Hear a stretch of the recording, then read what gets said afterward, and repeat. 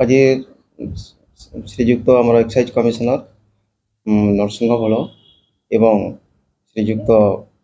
joint excise commissioner Rajendra Botra incharge EDC northern division Sambalpur तांकर निर्देश क्रमे आम रूटीन पेट्रोलिंग ड्यूटी रे अठापाली छक पाखे आम ड्यूटी करूँ से समय खबर पाइलु जे बरगढ़ पटरू जड़े टाटा कंटेनर जड़े व्यक्ति गंजेई चुला माने चोरा चालान करुच्छी आम अठापाली छक पाखे डिटेन कलु आउ से टाटा कंटेनर गाड़ी को तलाश कलु सिक्रेट चमर भितर 5 क्विंटाल गंजेई जबत करागला